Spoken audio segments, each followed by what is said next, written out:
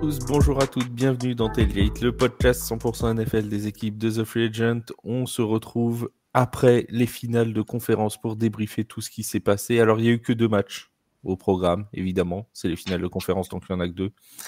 Mais quel match!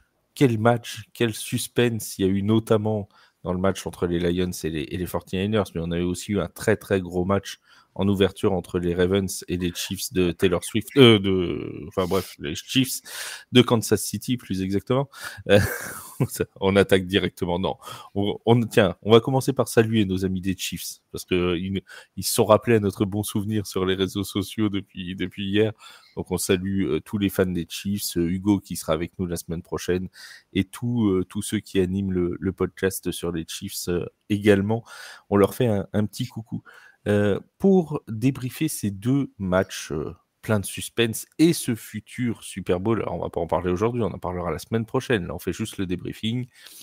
J'ai avec moi un homme heureux, un homme peut-être même très heureux. Personne ne sait dans sa vie pourquoi il est heureux, parce qu'il est fan de foot US et que c'est comme ça avec tout le monde, à chaque fois qu'on est heureux, personne ne le sait. Mais il est heureux quand même. C'est mon Seb. Salut mon Seb, comment ça va ?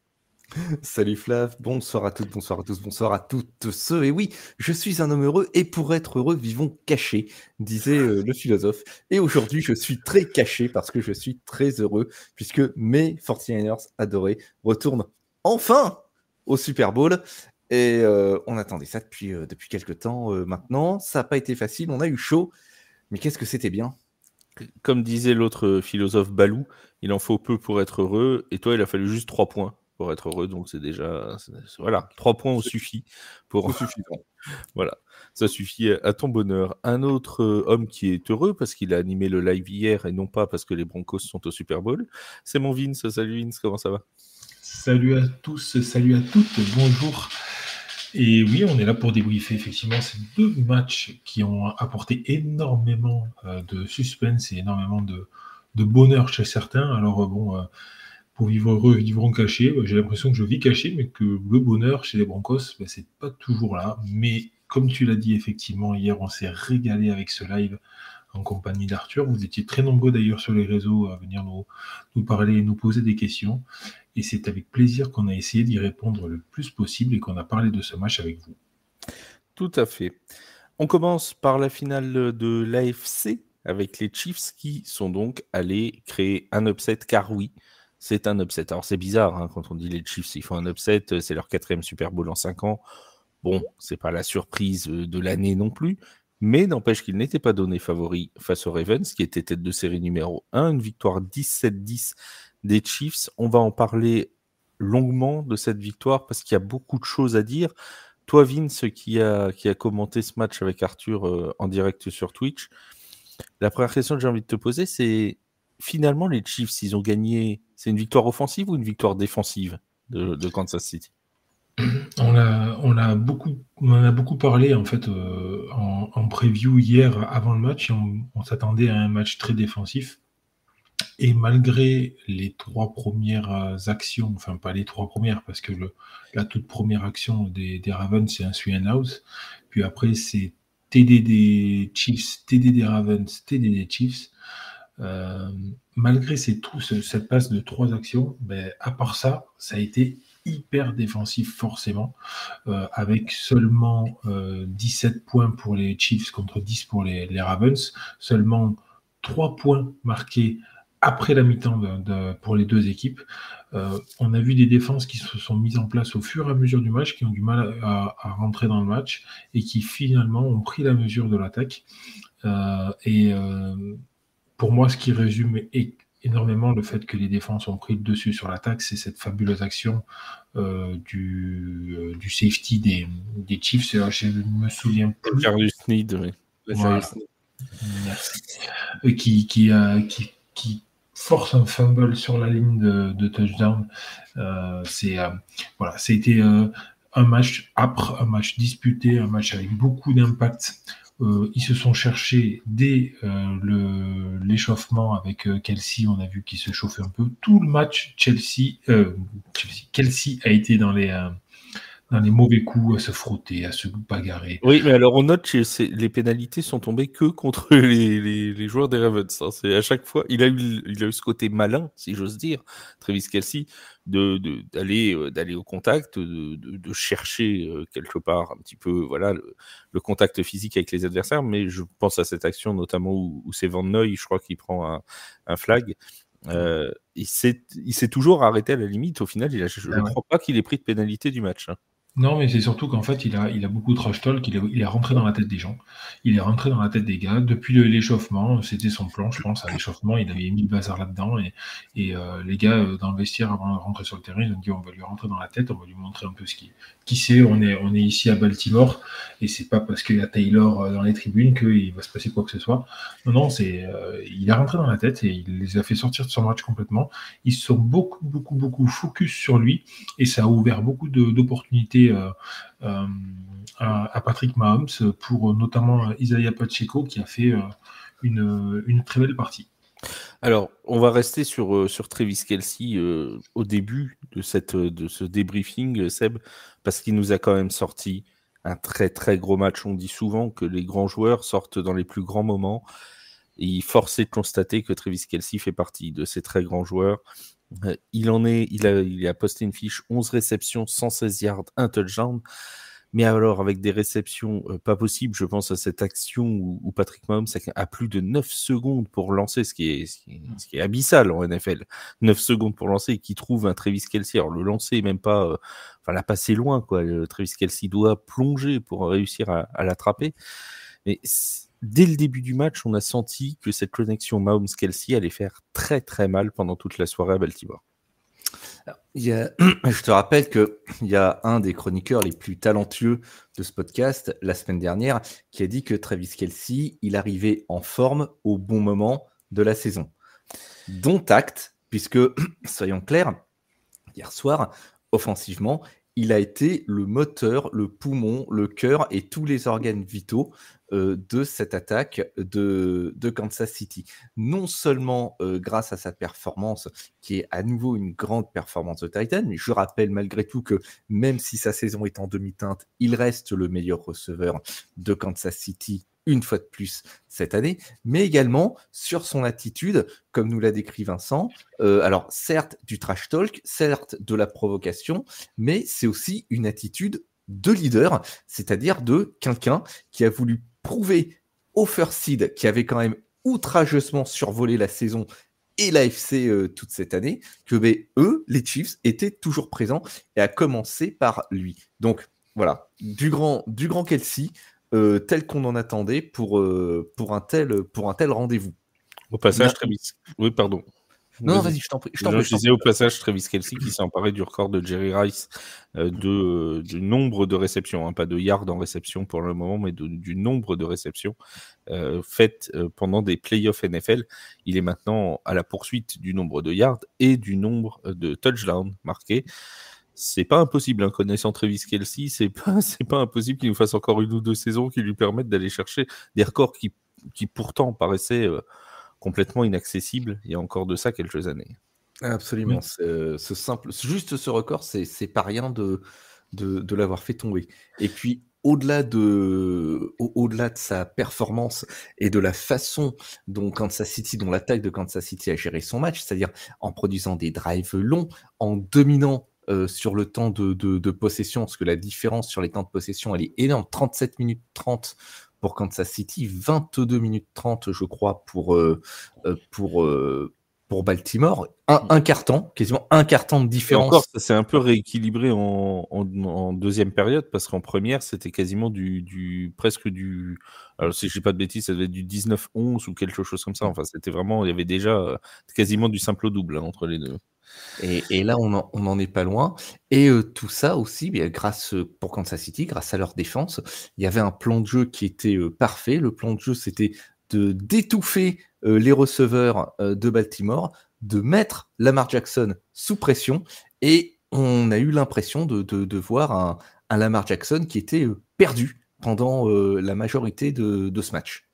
Juste un petit mot que moi je vais faire, parce que je ne sais pas si l'un de vous avait prévu de le souligner, mais juste la réception de Marquez Valdes-Scantling, quand même, qui tue le match à 2 minutes de la fin. On ne l'a pas vu beaucoup cette saison, Marquez Valdes-Scantling. Les receveurs des Chiefs ont été énormément critiqués pendant la saison régulière. Alors après, on pourra discuter à tort ou à raison, mais ils ont été beaucoup critiqués. Mais rappelez-vous, et c'est Hugo, alors je lui donnais le crédit, Hugo me l'a rappelé hier soir, rappelez-vous que l'an dernier en playoff, déjà Marquez Valdes-Scantling sort un bon match contre les Bengals. Et là, encore, c'est lui qui vient sceller le score du match. Donc c'est quand même un peu à l'image de cette équipe des Chiefs qu'on avait vu traînant la patte pendant une bonne partie de la saison régulière et qui finalement détruit tout sur son passage pendant les playoffs. Je trouve que ce joueur-là est un peu à cette image-là. En fait, effectivement, pour rebondir sur ce que tu dis, on l'a dit, on a été les premiers à le dire lors d'un podcast, c'est qu'effectivement, on n'imaginait pas les Chiefs aller en playoff. C'était au milieu de la saison, on a dit ça, et on l'a dit, et moi je l'ai dit le premier, je le disais à l'état actuel, en milieu de saison, les receveurs des Chiefs, au lieu de récupérer les ballons, non seulement ils ne les récupéraient pas, mais en plus, ils les relevaient et il y avait eu énormément d'interceptions liées sur ces faits de jeu-là. La différence, c'est que maintenant, ils sont rentrés en mode playoff et ils sont là et ils sont bien présents. Comme tu l'as dit, Travis Kelce, tu l'as bien dit, il y a 11 réceptions, 116 yards, mais il est visé 11 fois. Donc ça veut dire qu'il ne drop pas un ballon. Il fait 11 sur 11 hier. C'est quand même quelque chose qui est phénoménal. Tu l'as parlé de Marquez Valdes-Scantling qui fait aussi 2 sur 2. Rashid Rice, il fait 8 sur 9. Isaiah Pacheco, qui est la soupape de sécurité, souvent sur des courses très courbes sur l'extérieur, il est à 4 sur 4. Ça permet quand même à Patrick Mahomes de pouvoir distiller et de pouvoir réfléchir à ses passes de manière beaucoup plus sereine et beaucoup plus... il peut envoyer en ayant confiance en ses receveurs. Et cette confiance-là, à un moment donné, il l'avait perdue. Ça se voyait clairement d'ailleurs à son comportement sur le bord du terrain et à comment il parlait avec ses receveurs. Il essayait de rentrer en contact toujours pour essayer de renouveler ce lien. Et ils l'ont retrouvé. Et pour ça, il faut vraiment les féliciter et vraiment bravo à ça parce que en milieu de saison, je pense qu'à part les fans ardus des Chiefs, il n'y en a pas beaucoup qui espéraient, qui pensaient que les Chiefs allaient retourner au Super Bowl. Il faut bien se rappeler à un moment donné que les Broncos n'étaient qu'à une seule victoire des Chiefs au classement et qu'on parlait à ce moment-là de momentum où les Broncos avaient un gros momentum positif et les Chiefs négatifs et on disait est-ce que les Broncos ne vont pas finir devant les Chiefs au classement de l'AFC, de cette division-là. Il faut pas l'oublier non plus. Ça a été un gros step-up de leur part d'arriver à ce moment-là de la saison avec cette confiance-là. Un petit mot, Seb, sur Isaiah Pacheco, qui a encore une fois été extrêmement précieux. Alors, paradoxalement, c'est pas sa meilleure performance statistique en nombre de yards gagnés. C'est pas le plus gros match qu'il ait fait. C'est pas vilain, 68 yards, un touchdown, c'est pas mauvais. Mais c'est surtout le volume de courses qui est important. 24 courses, alors on peut même lui ajouter aussi ses 4 réceptions pour 14 yards. Ça veut dire qu'il a porté le ballon 28 fois, Isaiah Pacheco, dans le match. Et cette utilisation d'Isaiah Pacheco, dont on sait qu'il est l'une des armes principales de cette équipe des Chiefs déjà depuis plusieurs semaines, ça a aidé considérablement aussi Kansas City à gérer parfaitement l'horloge, parce que c'est lui qui allait chercher parfois les 2-3 yards qui manquaient pour aller chercher un first down. C'est lui qui a réussi à mettre son équipe en bonne position. Alors ça gagnait pas forcément des courses de 15 ou 16 yards, mais à chaque fois qu'il a porté le ballon, il a été utile à son équipe.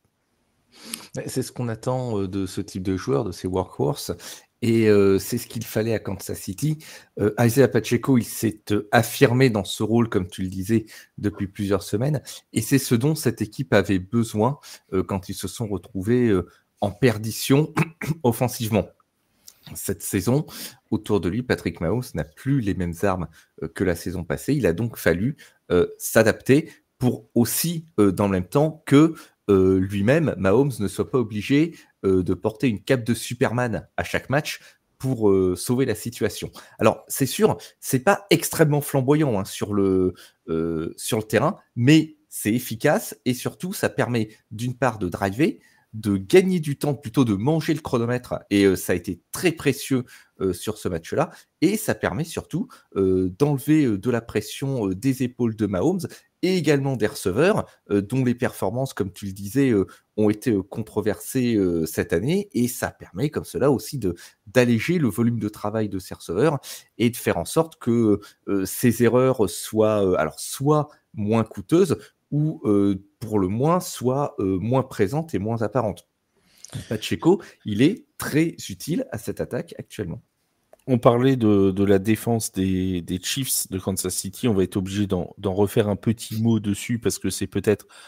Alors, on parlera de la défense des Ravens juste après parce qu'elle est aussi à souligner, mais celle des Chiefs a remis, j'ai envie de dire, peut-être ce qui avait fait leur succès face aux Dolphins dans le tour de Wildcard, où ils n'avaient concédé que 7 points, si je ne dis pas de bêtises. C'est ça. Je vérifie rapidement le score de Miami, mais je crois que c'est ça. C'était 7 points, il me semble. C'est ça, 26-7. Ils n'avaient concédé que 7 points. Là, ils n'en concèdent que 10 contre une attaque de Baltimore qui a été complètement, Vince, éteinte par la force défensive des Chiefs. On avait l'impression que Lamar Jackson et son équipe et toute son escouade offensive ne pouvaient s'en sortir que par des tours de magie, que par des miracles, comme ça a été le cas sur le seul et unique touchdown des Ravens. Oui, c'est exactement ça. En fait, on n'a pas vu les Ravens arriver à poser leur jeu. On a beaucoup parlé du plan de jeu de Kansas City en live avec Arthur, où on imaginait effectivement l'utilisation d'Isaiah Pacheco à outrance au début pour ouvrir leur jeu sur les receveurs, et c'est exactement ce qu'on a eu. Tu en as parlé avec les courses, les 24 courses de Pacheco, c'est vraiment colossal, surtout que tu n'en as pas signalé tout à l'heure, mais les autres coureurs, à part Mahomes qui peut courir de temps en temps, parce que voilà, mais sinon, il y a Kelsey qui fait une seule course et Clyde Edwards-Helaire qui en fait une aussi. Ouais. Donc, voilà, il y a 26 ballons donnés pour course par Mahomes, et c'est tout pour Pacheco. Pour revenir sur les Ravens, en l'occurrence, effectivement, ils n'ont pas réussi à mettre en place leur jeu de course, justement. Ce jeu de course-là qui leur permet habituellement de s'ouvrir derrière la porte vers un jeu beaucoup plus offensif et beaucoup plus distillé à la passe derrière. Lamar Jackson a été de partout, au four au moulin. On connaissait Lamar Jackson QB, on connaissait Lamar Jackson running back, puisqu'il court beaucoup avec le ballon. On connaît maintenant Lamar Jackson receveur, puisque il a même des stats sur ce match en tant que receveur. Et oui, puisqu'il a reçu sa propre passe. Il a reçu sa propre passe qui a été contrée par la défense des Chiefs. C'est tout ça pour dire qu'il a été au four au moulin. Il a essayé de tout faire. Malheureusement, il était beaucoup trop prévisible dans les choix qu'il a fait. Le cahier de jeu n'était pas assez diversifié, pas assez robuste pour être pour que cette défense soit mise à défaut. Moi, j'ai trouvé vraiment la performance des Ravens en demi-teinte est très décevante parce que je les ai vraiment trouvés, c'était l'ombre de ce qu'ils ont proposé cette saison, où ils ont quand même pu montrer des choses très fortes pendant toute la saison. On les a vus très très forts. Et pour moi, celui qui résume aussi un peu tout ça, je suis triste de lui tirer dessus parce que c'est un joueur que j'aime bien, c'est Odell Beckham Jr., qu'on n'a pas vu pendant 3 quarts temps. Alors oui, certes, il fait un 4e quart très correct. Pour tout dire, à la fin du 3e quart, au début du 4e, avec Arthur en live, on se dit, mais il est absent, Odell Beckham Jr., ou il joue? On n'avait pas vu du match. Il a été très utile pour consoler ses coéquipiers à la fin, par contre. Mais oui, mais pas une seule fois, il se fait viser de tous les 3 premiers cartons. On ne sait même pas, à un moment donné, avec Arthur, on disait, mais est-ce qu'il a fait un snap au moins offensif? Est-ce qu'il en a fait un? Alors que c'est l'un des seuls à avoir de l'expérience à Bien sûr. Et c'est pour ça que c'était bizarre. Et à ce moment-là, dans le 4e, on l'a vu, il a commencé à se faire viser, il finit à 3 sur 6 en réception, 22 yards, dont 2 belles réceptions, 2 très belles réceptions. Mais voilà, c'était insuffisant, c'était pas assez, malheureusement, pour les Ravens. Encore une fois, je discrédite un peu les Ravens là sur ce match-là, mais je pense qu'il faut vous donner beaucoup de crédit à cette défense des Chiefs qui a su s'adapter pour faire face à ce monstre offensif que sont les Ravens habituellement. Et bravo au coordinateur défensif des Chiefs qui a réussi vraiment son plan de jeu comme il le fallait. Spaniolo qui effectivement a réussi un très grand match. À noter, juste pour finir là-dessus, le temps au début du match et durant tout le match a été le même. C'est-à-dire qu'il a beaucoup plu, il a fait très froid. Donc on s'est dit, aïe, les Chiefs qui jouent beaucoup plus à la passe que les Ravens qui normalement... Normalement ça favorise le jeu de course. Ouais. Voilà, on s'est dit, les Ravens, là, ils partent encore un peu avec un avantage en plus. Eh ben non. Franchement, bravo. On parlait de cette attaque des Ravens. Juste un petit mot, Seb, sur Zay Flowers, qui a réussi quand même un très bon match. 5 réceptions, 115 yards, plusieurs gros jeux. C'est lui qui a inscrit le seul touchdown. C'est aussi lui qui a un petit peu porté les espoirs de retour en fin de troisième quart-temps. Il a réussi une très grosse réception. Il est mis au sol à une dizaine de yards de la ligne. Il concède une pénalité un petit peu stupide. On va pas se cacher. Hein. Il n'y avait pas besoin de prendre une conduite antisportive à ce moment-là. Et juste derrière, patatras, il est revisé. Il s'élance vers la end zone. Et c'est là qu'Elgarius Sneed arrive à lui déloger le ballon des mains. Zay Flowers, finalement, c'est un match qu'on qualifie comment d'encourageant, parce qu'il y a quand même 115 yards pour un rookie, c'est pas rien. Ou au contraire, de décevant à cause de ce fumble perdu à quelques centimètres de la ligne. C'est vrai que le fumble est fatal à Kansas City, à Baltimore, pardon. À ce moment-là, néanmoins, est-ce que pour autant il faut jeter la pierre aux Seuls et Flowers? Non, je suis pas tout à fait d'accord. Pour le joueur lui-même, c'est un match très encourageant. N'oublions pas qu'on parle d'un rookie qui s'est tout de même, dès la première année, affirmé comme le go-to guy pour Lamar Jackson sur cette saison. Du côté de l'attaque des Ravens, il faut quand même noter quelque chose que moi je trouve assez curieux, voire insensé, c'est que alors que l'équipe n'est menée que de 10 points, Todd Monken, le coordinateur offensif, a semblé totalement abandonner son jeu au sol pour mettre cette grosse pression sur le jeu aérien. Alors, ça réussit statistiquement à Zay Flowers, mais le résultat final n'est vraiment pas celui escompté, puisqu'en plus, Lamar Jackson a dû faire face à une défense qui avait été conçue pour cela, à tel point que dans le 4e quart-temps, on va voir Kansas City aligné jusqu'à 8 défenseurs dans le backfield sur la couverture. Moi, je m'interroge vraiment sur la volonté du coaching staff des Ravens de donner cette physionomie au match, puisque sur cette rencontre au sol, Baltimore, c'est 81 yards, et on est loin des rendements habituels de cette attaque au sol, très loin. Surtout que c'est l'une de leurs grandes forces habituellement, ce jeu au sol, avec Justice Hill, avec Gus Edwards, mais aussi avec Lamar Jackson. Et c'est là tout l'avantage d'avoir ce quarterback double menace. On savait aussi que c'était la faiblesse normalement défensive des Chiefs, le jeu au sol aussi. Et bizarrement, mais c'est ce qu'on disait à la mi-temps hier avec Vince Arthur, bizarrement, même quand il y a un score qui est très très proche, le jeu au sol est très peu utilisé, alors qu'on a vu Lamar Jackson faire une très belle course, on a vu Gus Edwards en première mi-temps réussir une très belle course, et on a l'impression que ça a été vraiment sous-utilisé alors que c'était leur arme principale. Alors bon, on n'est pas dans la tête du coordinateur, je ne sais pas ce qui s'est passé, je ne sais pas pourquoi il a fait ce choix-là, il doit y avoir des raisons, mais pour l'instant, on n'a pas réussi à les percer. Juste un chiffre. En comptant les courses de Lamar Jackson, qui en a 8 à lui tout seul, ils ont 16 courses dans le match, les Ravens. Isaiah Pacheco en a 24 à lui tout seul. Voilà. Ouais.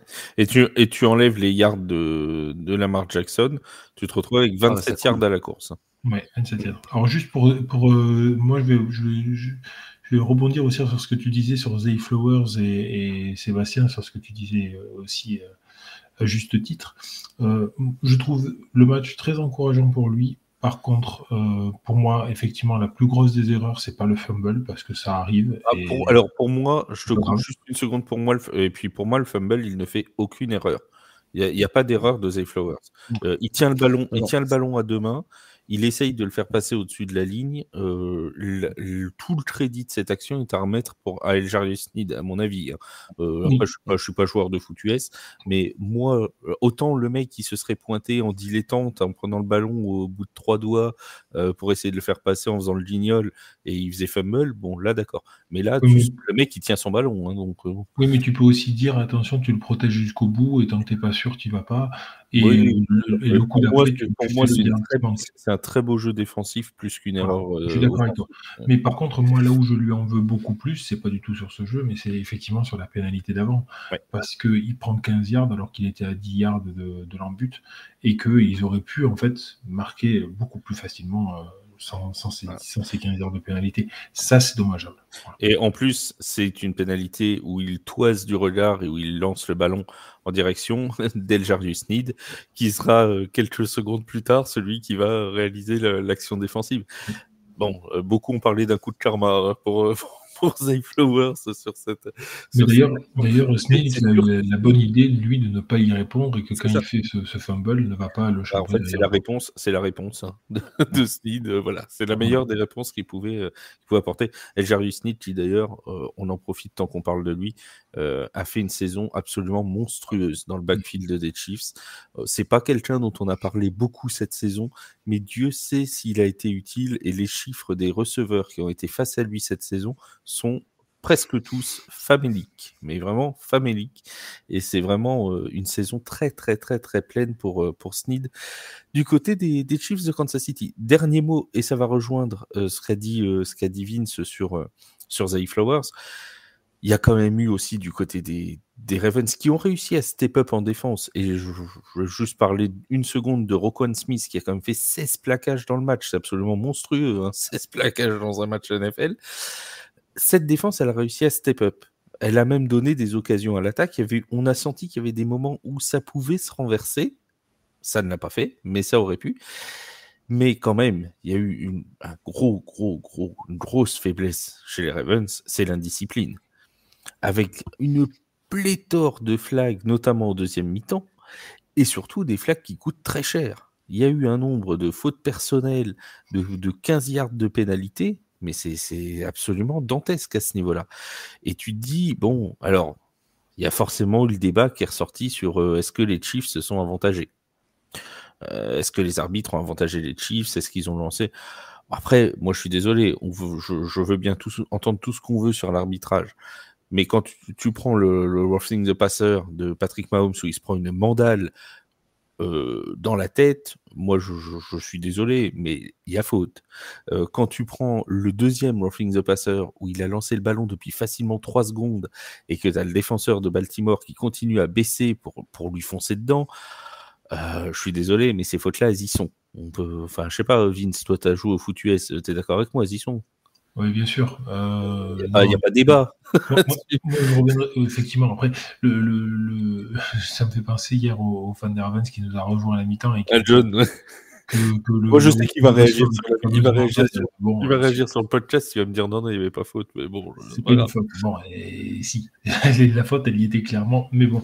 Par contre, il y a alors, on en a parlé au début du podcast, Kelsey est rentré dans leur tête, ça a généré beaucoup de fautes personnelles de leur part, et effectivement, donc, ça, je ne sais pas combien Kelsey a pu générer de fautes de la part des Ravens, mais ça a été monstrueux. Au final, ils finissent avec 8 pénalités, les Ravens. Donc, ça fait quand même beaucoup. Oui, et en nombre de yards, ça doit être au-dessus de 100 yards. Je les ai pas les yards, mais c'est vraiment beaucoup. Sur l'arbitrage, j'ai pas trop envie. Moi personnellement, j'ai pas vu beaucoup de problèmes d'arbitrage. Le seul petit truc qu'il y a eu pour moi, c'est une interférence défensive qui n'a pas été sifflée. Il y a eu des fois, ça a touché un petit peu effectivement sur les. Mais il y en a une particulièrement qui m'a un peu chafouiné. Je me suis dit, là, celle-là, elle aurait pu être touchée. Mais bon. Flav, tu es largement assez au courant pour savoir que des interférences défensives dans des matchs en finale de conférence, ouais, ça peut ne pas se siffler, je sais. J'en sais quelque chose, et Dan Campbell en sait quelque chose, on va en reparler dans quelques secondes. Puisqu'il était coach à ce moment-là. Il faut pas mettre la défaite des Ravens juste sur le dos de l'arbitrage. Pour moi, c'est la victoire des Chiefs et la victoire de la défense des Chiefs qui a permis ça, ce n'est pas les arbitres. Voilà. Et l'indiscipline des Ravens est un fait. Là, c'est pas les arbitres qui ont flagué à outrance. Au contraire, ils ont plutôt eu tendance, je trouve, à laisser jouer. Mais là, il y avait des fautes. Franchement, je suis pas toujours le premier défenseur. On a fait un podcast spécial sur les règles. Je suis pas le premier défenseur du roughing the passer vraiment abusif où le mec vient à peine de lancer le ballon, il se fait à peine toucher par un défenseur et il y a flag. Mais là, franchement, Patrick Mahomes, il y a une fois où il se fait mettre au sol, où la tête tape d'ailleurs contre la pelouse, où franchement, le ballon est parti depuis facilement 2 secondes et le défenseur ne fait rien pour arrêter le geste, quoi. Donc, bon, tu te dis, il y a un moment où il faut aussi sanctionner, c'est dans les règles, il y a un moment, il faut sanctionner, quoi. Voilà, pour les Chiefs qui vont donc au Super Bowl pour la 4e fois en 5 ans. Bravo aux Chiefs. 17-10 la victoire sur les Ravens. Bon, bah, comme d'habitude, on retrouvera Kansas City. Alors, je dis pas ça négativement. Je sais que ça embête certains. On se dit, ah oui, bah, c'est toujours les mêmes au Super Bowl. Bah oui, mais c'est eux les meilleurs. Qu'est-ce que je vous dis? Bah oui. Bah, il y a un moment, il n'y a pas de hasard. Tu t'es pas 4 fois sur 5 au Super Bowl par hasard. Ouais, donc, bah, voilà, c'est comme ça. On retrouve les équipes qui le méritent, comme les Patriots en leur temps. Les dynasties, quand ça gagne, ça embête toujours. Mais c'est comme ça. Il faut voilà. Alors on va faire un débat plus tard sur est-ce que les Chiefs sont une dynastie ou pas, mais ça va peut-être dépendre du résultat du 11 février. En attendant, ils vont retrouver des autres habitués, non pas du Super Bowl, mais de la finale de conférence, mais cette fois, ils ont réussi à aller au Super Bowl, les 49ers de San Francisco. Parce que l'an dernier, ça avait été un peu compliqué. Bon, certes, ils avaient fini avec Josh Johnson comme quarterback, d'accord, mais ça avait été un peu compliqué. Cette année, ça n'a pas été simple, non plus. Mais ils s'en sont sortis. Une victoire 34-31 sur les Lions de Détroit. Alors, si vous voulez bien, on va commencer par la première période. On va faire dans l'ordre chronologique du match parce qu'il y a vraiment eu 2 mi-temps distinctes pour ce match-là. On va commencer par la première très bonne période des Lions de Détroit qui ont, Vince, complètement couru sur le match, qui menait 24-7 pendant un moment.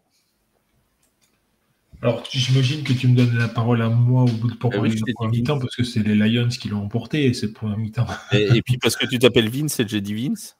Oui, non, mais je sais bien, mais Seb, à mon avis, il va parler des 49ers. Sur l'hégémonie des 49ers en deuxième mi-temps.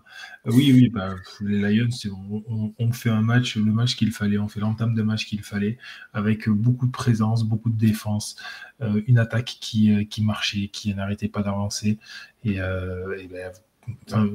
C'est quelque chose qui c'est la base du football américain en fait, une gestion de la possession qui a été vraiment très forte, une gestion des émotions aussi, parce que je trouve que pour une franchise qui retrouvait enfin les finales de conférence depuis je ne sais plus 33 ans, oui, 1980.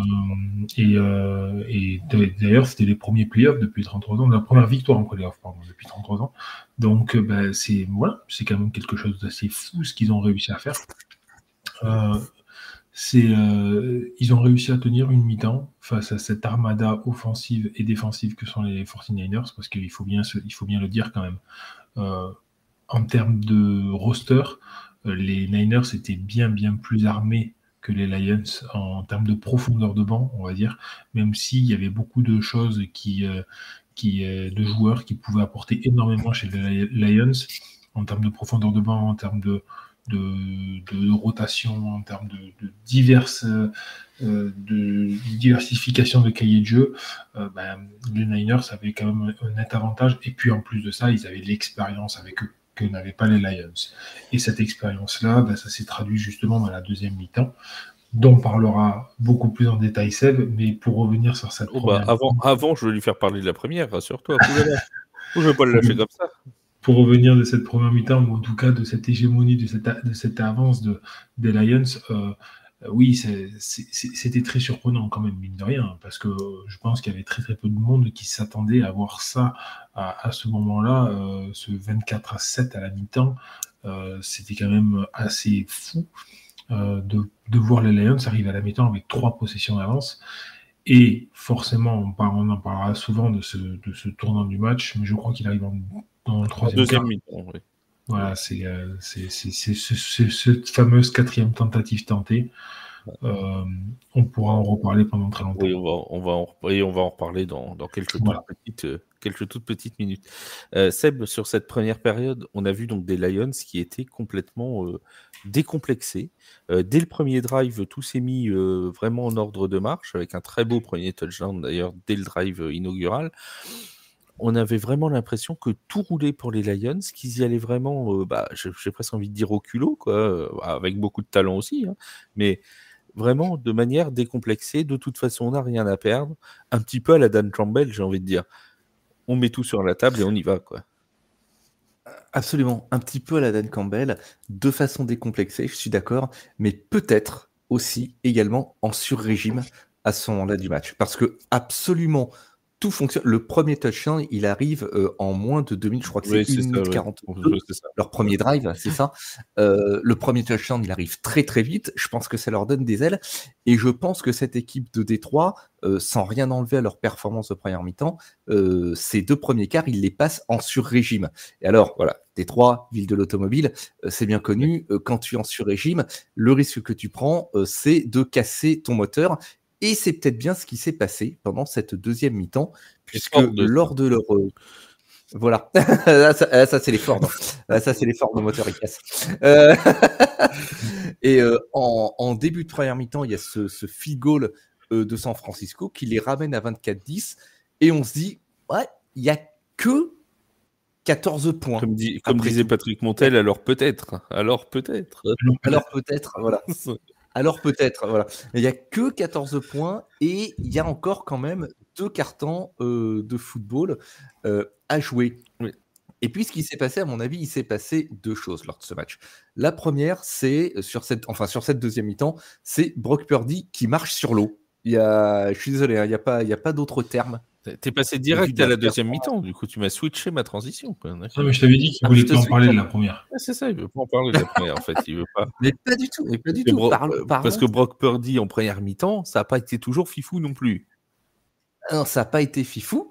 Ça a été non, mais t'as le droit de parler de la deuxième, vas-y, glisse sur la deuxième, on sent que ça t'intéresse.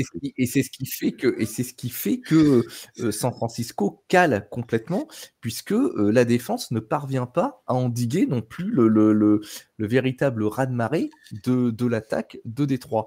Et donc il y a cette deuxième mi-temps où il se passe beaucoup de choses. Tout d'abord, il y a effectivement Purdy qui va marcher sur l'eau en deuxième mi-temps, plus de 150 yards à la passe, plus de 45 yards au sol. Qui aurait cru que l'attaque décollerait grâce aux jambes de Brock Purdy? 80% de complétion et au sol, plus de 10 yards par portée, je crois. Et puis, il va y avoir aussi un petit peu de chance, il faut bien le reconnaître, avec notamment cette réception de Brandon Ayuk après que la balle ait rebondi sur la grille du défenseur Kindle Vildor. Il y a quand même eu une conjoncture de beaucoup de choses. Et du côté de Détroit, c'est ce que je disais au sujet du sur-régime, on a vu beaucoup de plaquages manqués en deuxième mi-temps. Ils n'ont pas réussi. Enfin, McCaffrey a gagné énormément de yards. Je n'ai pas les chiffres après le premier contact. Et on a vu notamment des problèmes de placement. On a Alex Anzalone à un moment qui prend un très mauvais angle sur une poursuite. Et du coup, Purdy prend 21 yards sur une. On y va mollo sur les critiques sur Alex Anzalone. On y va mollo, je suis désolé, là c'est arrivé, je n'ai rien contre Alexandre Zalone. Il y a une très belle filière blonde qui est pas sans nous rappeler Romain, notre collègue. Voilà, d'ailleurs, au contraire. Toute proportion gardée, n'est-ce pas?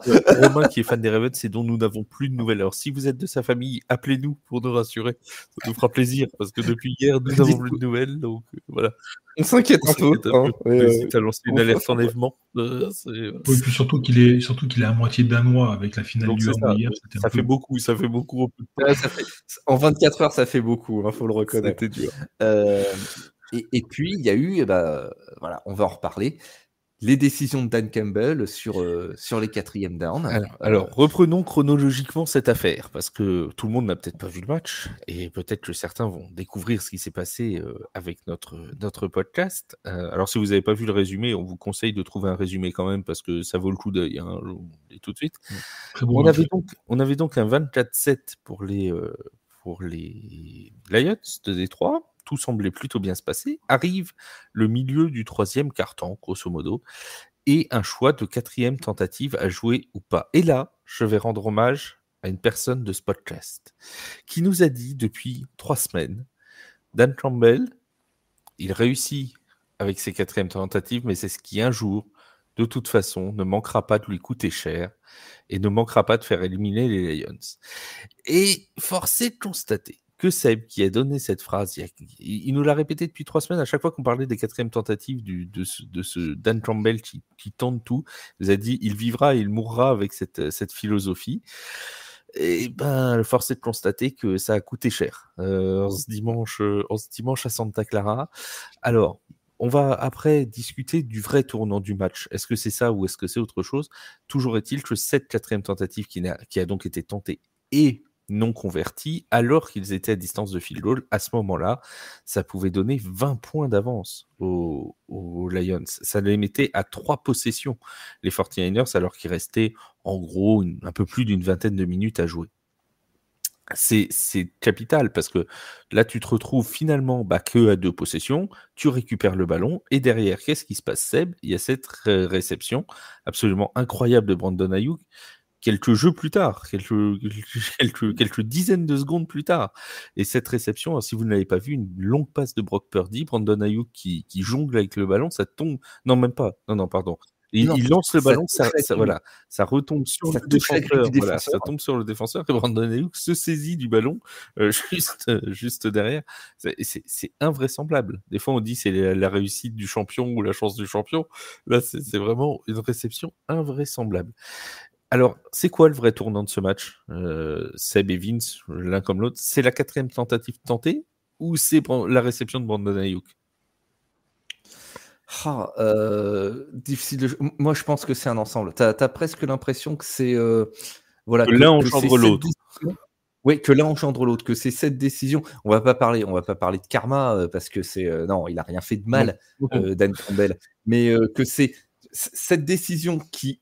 C'est l'échec de cette décision qui engendre derrière cette action complètement folle et qui est très certainement qui sera une des actions de la saison, qui restera comme une des actions de la saison pour cette année. Voilà, c'est un enchaînement d'événements absolument improbable et c'est dans ce genre de circonstances. Voilà. Moi, ça me rappelle quelque chose. Pour une fois, je vais faire plaisir aux fans des Giants qui sont nombreux à la rédaction de TFA parce qu'on passe son temps à dire que je dis du mal des Giants. Ce n'est pas vrai, on est très mesuré. Voilà. On est très mesuré toujours. Moi, ça me rappelle. On peut dire beaucoup plus, et puis on n'aurait pas à se forcer tant que ça. Ça me rappelle la réception de David Tyree au Super Bowl face aux Patriots. Voilà, où il bloque le ballon entre sa main et sa grille. Mais en fait, quand il se passe ça, tu te dis, bon, là, il n'y a plus rien qui peut les arrêter. Oui. Après un coup du sort pareil, il n'y a plus rien qui peut les arrêter. Et effectivement, moi, je pense que c'est également cet enchaînement d'événements qui décante tout le reste pour les Niners. Oui, moi, je suis complètement d'accord avec Sébastien. C'est l'un entraîne l'autre, en fait. Maintenant, là, on débat là-dessus, mais il faut bien imaginer que si Dan Campbell réussit à passer, valide la 4e et 2, et donc Jared Goff arrive à la valider, ça change tout le match aussi, et le match il est quasiment plié aussi à ce moment-là. Donc oui, c'est un coup du sort. De toute façon, je pense qu'aucun de nous trois n'a l'intention de faire le procès de Dan Campbell. Non, mais moi par contre, ce que j'allais dire... Et qu'il le regrette pas, c'est un fait. De toute façon, c'est sa philosophie de jeu. Il aurait été contre sa propre philosophie, on aurait tous dit, mais qu'est-ce qu'il a fait? Oui, mais moi, c'est exactement ce que j'allais dire avant que il aurait été contre ça. C'est justement ce que j'allais dire, c'est son interview à la suite du match où il dit « Mais je ne regrette absolument pas, c'est mon jeu, c'est ce que j'ai prévu. » Et bien moi, j'adore ce genre de coach qui accepte aussi, c'est pas une erreur. Il a joué dans sa philosophie, ça n'a pas marché, mais c'est pas grave, il reste droit dans ses bottes. Il recommencera. Je suis sûr que tu peux lui remettre 20 fois la situation, il refait 20 fois il le refera. Bien sûr. Mais on peut pas lui donner tort, ça a marché dans la saison. Mais bien sûr que non. Et encore une fois, nous, souvent on dit les coachs, est-ce qu'ils sont assez aventureux, est-ce que là on n'aurait pas pu tenter une 4e tentative et tout. Dan Campbell, il a fait ça toute la saison et même depuis plusieurs saisons. C'est pas maintenant qu'il va changer. Hein, donc et c'est pas parce qu'il a perdu contre les Niners qu'il va changer, parce qu'encore une fois, c'est ce que tu disais très justement, Vince. Si ça réussit, personne n'en parle de cette 4e tentative, ou on en parle pour féliciter ce qu'il a fait. Faut pas oublier, on n'en a pas parlé dans le match des Ravens contre les Chiefs, mais les 2 premiers touchdowns du match Ravens-Chiefs arrivent après des 4e tentatives réussies et converties. C'est vrai. Seb, tu voulais dire quelque chose sur la 4e tout à l'heure? Mais effectivement, si, comme vous le rappeliez tous les deux très justement, c'est la philosophie de Dan Campbell. Il a fait ça toute la saison. C'est même, ne nous cachons pas, c'est ce qui les a amenés en finale de conférence. Et si Campbell, sur ce match, il avait adopté une approche plus conservatrice, c'est-à-dire on est à portée de field goal, on tape un field goal, ou on punt, etc., tout le monde se serait dit, il y a quelque chose qui ne va pas, il a peur. Ouais. Et non, c'est pas du tout le genre du bonhomme. Et comme tu le disais, Flav, il recommencera la saison prochaine. Il va avoir la même approche. Mais voilà, on sait que c'est, comme on l'a dit à plusieurs reprises, ça passe ou ça casse. Et là, ça a cassé. Donc, c'était le moment où il fallait pas, mais voilà, une fois de plus, ça allait revenir le mordre un jour. Il a fallu que ce soit ce soir-là, mais moi, je le redis, j'aime beaucoup Dan Campbell, j'aime beaucoup cette attitude. Je sais qu'il est décrié par nombre de fans qui estiment que tactiquement, ce n'est pas un génie, etc. Mais si tous les coachs étaient des génies de la tactique, ça se saurait, il n'y en aurait jamais. Oui, et puis il y en a, c'est pas des génies tout court, il n'y a pas que de la tactique. Voilà, mais moi je trouve que c'est rafraîchissant d'avoir quelqu'un qui a cette approche-là, très agressive du football, quitte à détonner dans le monde très feutré de la NFL. Alors, on a donc ces 2 actions, cette 4e tentative non convertie, pas manquée, mais non convertie, puis la réception de Brandon Aiyuk qui va emmener quelques secondes plus tard à un touchdown de ce même Brandon Aiyuk d'ailleurs, et juste après, c'est là que l'enchaînement est absolument dramatique pour les Lions, c'est ce que sur le drive suivant, ils commettent un fumble dans leur propre moitié de terrain, qui va redonner une cartouche qui sera exploitée, je crois que c'est par Christian McCaffrey, pour son 2e touchdown de la soirée. Et donc, en 3 minutes, on a les Lions qui menaient 24-10, qui étaient bien, et en 3 minutes, ça se renverse et il y a 24 partout. Oui, c'est surtout que le fumble, il arrive seulement après 2 jeux. C'est terrible, quand même. Donc, en fait, il y a le turnover, donc un down, la 4e qui n'est pas convertie. Ils font 2 jeux, ils encaissent un touchdown, 2 jeux après fumble, et ils encaissent un touchdown derrière. Voilà. Et en 3 minutes, l'enchaînement est dramatique. J'ai regardé la timeline tout à l'heure en revoyant le match. À 6 minutes et quelques, alors qu'il reste 6 minutes et quelques dans le 3e quart-temps, il y a la passe pour Brandon Aiyuk. Et à ce moment-là, il y a 24-10. Et Christian McCaffrey marque le 2e touchdown et il reste à peu près 3 minutes. Donc en 3 minutes, le match est passé de 24-10 à 24 partout. C'est quand même, tu te dis, mais on dit souvent que le momentum, une action peut changer complètement le cours d'une partie. C'est exactement ce qui s'est passé, la scène. C'est exactement ce qui s'est passé. Et si tu regardes après ce qui se passe en 3e quart-temps, l'attaque de Détroit, elle va encore remarquer plus tard dans le match en quatrième, mais elle va largement marquer le pas à ce moment-là. C'est-à-dire que on va avoir un punt, on va avoir un turnover on down. Avant, il va falloir attendre 3 drives avant de la revoir s'animer et marquer à nouveau. Mais effectivement, c'est cet enchaînement d'actions, cet enchaînement d'événements, c'est ce qui retourne l'élan du match, et c'est sans doute à ce moment-là que l'équipe de Détroit au complet a commencé à marquer le pas, à accuser son sur-régime de première mi-temps, et on a vu tous ces plaquages manqués et toutes ces imprécisions. Si vraiment on voulait regarder le match en prenant un petit peu de recul, pour Détroit, on se rend compte que ça s'est joué à beaucoup de détails, à beaucoup de petits points. Oui, parce on a beaucoup parlé du turnover on down dans le troisième quart, mais dans le quatrième, il nous refait la même. Hein. Oui, et aussi on pourrait parler du nombre incalculable, ils peuvent se calculer quand même, de ballons qui ont failli être interceptés par la défense des Lions, ou qui ont failli être pour les ballons offensifs captés par des receveurs, qui étaient à 2 doigts de pouvoir réussir des gros jeux. C'est vraiment, ça s'est joué à quelques centimètres. Est-ce que là, on n'est pas Vince, dans ce qu'on dit tout le temps, c'est-à-dire qu'en play-off, il y a une chose qui compte et qui est pourtant inquantifiable, c'est l'expérience. Est-ce que finalement, les Niners, hier, ils n'ont pas gagné à l'expérience ? Forcément, l'expérience a beaucoup joué, la gestion du match, la gestion sur la durée. Maintenant, à ce niveau-là, et tu l'as dit, ça se joue à quelques centimètres, il y a aussi, il faut le dire, il y a une part de chance. La réception de Ayuk en est la preuve. C'est une chance pure. Qui ne viennent pas dire derrière, j'ai fait exprès de le faire. donc voilà, ce que je veux dire, c'est que forcément, il y a... à quelques centimètres, c'est une interception pour les Lions, ça rechange le cours du match. Hein. C'est sûr. Donc,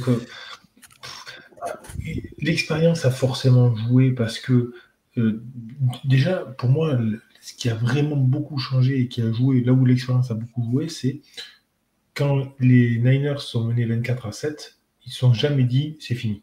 Ah, ça ne folle pas. Au contraire, Seb l'a très bien dit, je fais parallèle avec le match dont on a parlé avant, où le coach offensif des Ravens ne donne plus de jeu limite à la course à partir du moment où ils sont menés de 10 points, même de 7. Ils disparaissent, ils oublient la course. Là, non. Là, ils ont respecté leur plan de jeu. Ils ont dit OK, ça va finir par marcher. Ça a fini par marcher. Seb, la semaine dernière, on a fait ce même débriefing pour la victoire des Niners de justesse face aux Packers, en disant la même chose, à savoir que les Packers, c'était une équipe jeune, qui devait encore progresser, qui manquait peut-être d'expérience dans les moments cruciaux. On se rappelle de cette passe de Jordan Love, un peu précipitée, alors qu'il y avait encore le temps pour conduire un drive. Cette semaine, même chose, bis repetita, on redit la même chose, à savoir, peut-être que c'est l'expérience qui a fini par faire passer les 49ers devant. Est-ce que toi, tu fais un lien? Est-ce que tu vois des points communs entre ces deux victoires-là? Si je devais voir des points communs, ce serait pas vraiment sûr. Enfin, l'expérience, oui, mais je serais plus mesuré quant à l'avenir de Détroit. Là où Green Bay a vraiment un effectif très jeune, du côté de Détroit, enfin. Jared Goff, c'est pas le plus jeune, non. Jared Goff n'a pas l'âge d'un Jordan Love. Et il a tout de même été le rouage essentiel de cette attaque, même s'il y a de la jeunesse, même s'il y a de l'avenir. Je pense à Jahmyr Gibbs notamment dans le backfield. Même Amon-Ra St. Brown est jeune encore. Hein. Et Amon-Ra St. Brown est encore jeune. Sur le poste de quarterback, même si, alors je n'ai plus en tête du tout l'âge de Jared Goff, je doute qu'il soit proche de la retraite. Non, il a une trentaine d'années. Un peu moins de 30 ans, je dirais. Il a un peu moins de 30 ans. Je te trouve ça. Voilà, il est du 14 octobre 1994, il a donc 29 ans. Alors on est en retard pour son anniversaire. Ou on avance pour le prochain. Ou on avance pour le prochain, oui, on peut le voir comme ça. Disons que la question ne se pose pas tout à fait dans les mêmes termes que pour Green Bay. Disons, autant je m'attends à voir Green Bay rester un certain temps à cette place et même au-delà, et à continuer la dynastie qu'ils ont représentée pour la NFC, je suis un peu plus mesuré pour Détroit, sans pour autant penser que c'est juste le coup d'une saison. Campbell a encore beaucoup de matière avec laquelle travailler, mais sur la durée, je suis un peu plus circonspect. Alors tiens, petit quiz, il n'y a personne qui a le roster des Lions là entre vous deux sous les yeux? Le sortez pas, non, le sortez pas. Qui est le quarterback backup des Lions? C'est une excellente question. Vous le connaissez, Flav, vous le je connaissez. merci de me l'avoir posé. Ah ouais, vous le connaissez, c'est certain. C'est Teddy Bridgewater. Oh, Ah, mais oui, c'est exact, oui. Oui. Et, tu vois, comme quoi, tu vois. Parce que je me disais, mais tiens, mais qui est le QB backup chez les Lions d'ailleurs? Et ben voilà, tu vois, c'est Teddy Bridgewater devant Hendon Hooker qui est quarterback numéro 3. Alors, tiens, ça me fait penser à autre chose, parce que c'est quelque chose qui devrait essayer avant le match, mais le saviez-tu? Non. Le dernier match de playoff remporté à l'extérieur par Détroit. Oui. C'était en 1957. Et c'était contre San Francisco. Alors, je me disais, mon cher ami Seb, tu verras qu'hier vers 19h, il y a l'un de nous trois qui a écrit un article là-dessus. L'un de nous trois, je me demande qui c'est. Moi aussi. Sachant que moi, je n'avais pas la stat, mais je me demande qui c'est. Ça s'appelle les Detroit Lions veulent réécrire l'histoire ou quelque chose comme ça, l'article, et ça parle de cette victoire de 1957, effectivement. Donc, reconnaissons tout de même que au départ, l'histoire n'était pas de notre côté. C'est ça. Et les Lions... Franchement, vous avez vraiment fait l'upset, en fait, hier. C'est ça que tu étais en train de me dire. On va quand même pas aller jusque-là. On va avoir le triomphe modeste. Il faut toujours avoir le triomphe modeste. Mais c'est vrai que les Lions ont prouvé que l'histoire n'était pas un éternel recommencement, du coup. Tu vois. Exactement. Mais c'est vrai que je me suis fait la réflexion. Je me suis dit, tiens, l'histoire n'est pas de notre côté. Oui, ça arrive. Même avec les Lions, où pourtant c'est difficile de parler d'histoire des fois. C'est vrai que bon, c'est un peu compliqué, l'histoire et les Lions. Mais là, c'était possible. Justement, en parlant des Lions, un dernier petit mot. Dan Campbell a dit aussi en conférence de presse, c'était peut-être notre seule chance d'atteindre le Super Bowl.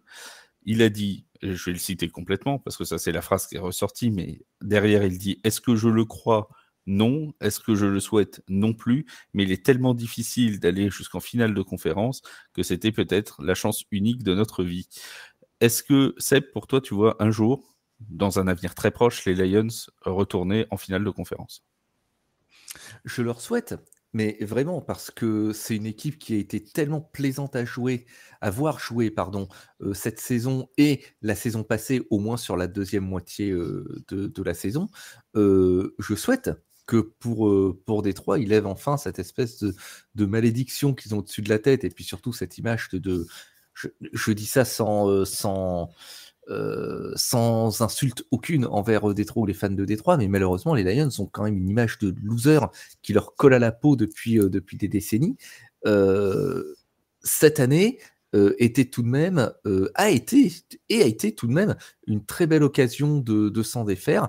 Pour moi, sur ce point-là, le pari est réussi, et la saison prochaine, Détroit ne sera très certainement pas à prendre à la légère. Je leur souhaite vraiment de pouvoir réitérer, parce que c'était un vrai courant d'air frais sur la NFL cette saison. On risque d'ailleurs, en parlant de ça, d'avoir une NFC Nord qui est particulièrement accrochée la saison prochaine, entre les Lions, les Packers qui ont un effectif jeune mais talentueux, on l'a vu cette saison, les Vikings qui vont sûrement revenir, si Kirk Cousins notamment re-signe un contrat qui pourrait revenir aussi sur le devant de la scène, et des Bears qu'il ne faudra pas non plus tout de suite mettre sous l'été noir, parce qu'ils vont quand même avoir des choix de draft intéressants, et ça peut donner quelque chose. Donc la NFC Nord risque d'être assez sympathique à suivre la saison prochaine. Vince, toi, tu vois les Lions pouvoir revenir assez rapidement en play-off et assez loin dans les play-offs ? En play-off, oui, parce que dites oui, comme ça l'an prochain, quand ils finissent 4e de NFC Nord, on peut ressortir la vidéo. Oui, non mais oui, je les vois quand même revenir en playoff, peut-être pas l'année prochaine, mais ils y reviendront. Ils ont quand même beaucoup de jeunes talents, à commencer par Sam Laporta, qui est quand même, on parlait de Travis Kelce tout à l'heure, Sam Laporta qui est un tight-end et on commence à voir quand même que le poste de tight-end en NFL, et c'est un poste qui est de plus en plus recherché et qui est quand même très important dans la NFL actuelle, qui permet une belle soupape de sécurité pour le QB, et c'est aussi un bloqueur. Donc, forcément, c'est quelque chose qui est très, très, très recherché dans la NFL. Sam Laporta, pour ne parler que de lui, forcément, c'est un des futurs de cette franchise, et pour moi, c'est un très, très bon joueur. Il a joué un petit peu avec le genou un peu en vrac depuis le début des playoffs. Donc, bon, voilà, on va voir ce qu'il en sera l'année prochaine. Il va falloir qu'il confirme, mais je vois bien les Lions retourner en playoff. Après, je suis un peu d'accord avec lui. Arrive en finale de conférence, il ne faut pas oublier qu'il n'y a que 4 équipes qui arrivent sur 32 équipes dans la ligue. Donc, et puis, il faut toujours se méfier. Une saison NFL est tellement longue et difficile. Il y a toujours des blessures, des choses qui ne se passent pas comme prévu. Là-dessus, Dan Campbell a parfaitement raison. Souvent, les médias disent les équipes qui étaient en finale de conférence, elles sont bien armées pour y retourner l'année suivante. Mais malheureusement, on l'a vu avec les Bengals cette année, par exemple. Ça tourne pas forcément toujours dans le sens qu'on voudrait. Alors, les Chiefs et les 49ers y arrivent très souvent à revenir en finale de conférence ces dernières saisons, mais ça reste des exceptions. C'est pas forcément. Là-dessus, il a raison. C'est extrêmement difficile d'arriver à ce niveau-là de la NFL, et il y a malheureusement des paramètres que tu peux pas toujours maîtriser, et encore moins un an avant les rencontres. Ouais, exactement. Puis voilà, c'est un tout. Il faut arriver en forme au bon moment. On peut parler des Eagles, qui ont fait un début de saison impressionnant et qui se sont complètement effondrés.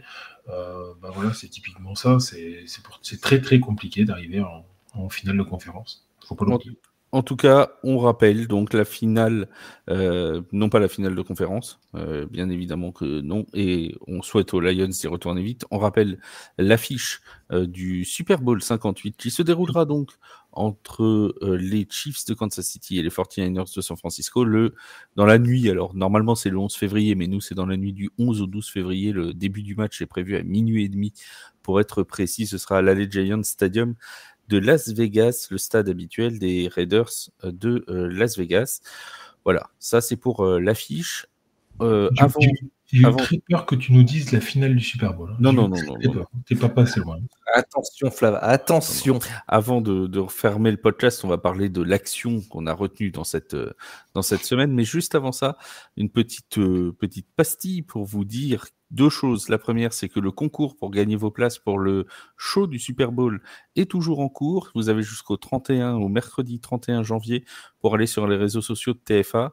Vous commentez les vidéos qui parlent de ce concours avec le nom d'un de vos amis. Vous partagez la vidéo et vous pouvez gagner 2 fois 2 billets pour aller assister à la soirée du Super Bowl au Grand Rex qui se déroulera donc le 11 février.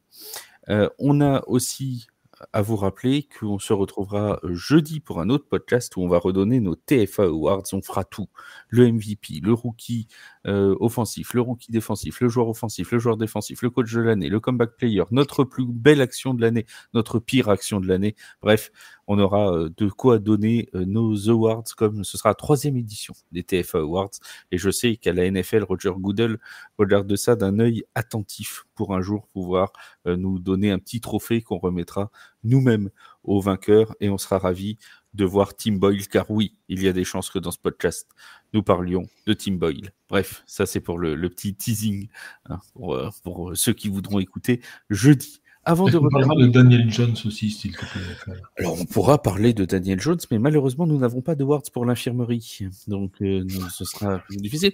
Ou alors, on peut peut-être éventuellement donner l'award du joueur le plus payé à on ne sait pas quoi faire de la saison. Avant ça, on va faire l'action qui vous a le plus marqué cette semaine. Alors, je sais que Vince, il en a 2, mais comme on doit en choisir qu'une, il va en choisir une. Et Seb, tu choisis quoi? Je te sers quoi? Je te sers du Ayuk? Je te sers du Flowers? Qu'est-ce que je te sers? Vous me resservirez bien un petit peu de réception de Brandon Ayuk, s'il vous plaît. Évidemment, mais oui, bien sûr. Monsieur le patron, Je vous mets ça sur un plateau ou sur un casque des Allez. Lions. Allez, mettez-moi ça sur un plateau, c'était très bien. Ça sera très bien, avec l'addition en plus. Mon cher Vince, vas-y, je te laisse faire tes 2 actions de la semaine si tu veux. Je suis gentil. Non, mais bon, je vais choisir quand même l'action défensive de Snead avec à Kansas City, enfin à Baltimore, mais pour les Kansas City. Avec les Chiefs. Pour tout dire, ma deuxième action, bon, celle qui j'imaginais, c'était pas la réception, mais c'était plus la 4e tentative tentée, et que je voulais juste dire justement que c'était quelque chose que j'appréciais, moi, justement cette prise de risque et cette 4e tentative tentée. J'adore voir ça. Voilà. Alors Brock Purdy qui aussi est devenu dans ses playoffs NFL, ça on l'a pas signalé, tiens, un record en plus pour Brock Purdy. C'est le premier quarterback de ces playoffs 2023 à réussir à gagner un match en ayant été intercepté dans la rencontre. Ah oui. Jusque-là, avant les finales de conférence, les 10 premiers vainqueurs des matchs, le quarterback n'avait jamais été intercepté et Patrick Mahomes n'a pas été intercepté non plus contre les Ravens. Donc Brock Purdy est devenu le premier quarterback de cette saison à remporter une rencontre en ayant été intercepté. Bravo Brock. Il l'a fait exprès.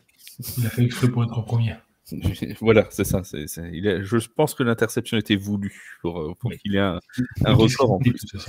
Évidemment, je vous rappelle aussi que nous commenterons le Super Bowl sur Twitch dans la nuit du 11 au 12 février. On ne va pas vous abandonner comme ça. Seb sera là pour vivre en direct le Super Bowl de son équipe. Ça risque de nous donner des moments absolument délicieux. Et nous ferons également la preview du Super Bowl en compagnie d'Hugo des Chiefs, qui était déjà venu nous voir cette année, et du compte belge des 49ers de San Francisco. Ça, ce sera à retrouver la semaine prochaine sur vos plateformes d'écoute préférées. Merci beaucoup Seb, merci Vince pour votre expertise. On se retrouve donc jeudi pour les TFA Awards. À très vite sur les antennes de TFA. Portez-vous bien. Salut tout le monde. Ciao, ciao. Ciao, bye.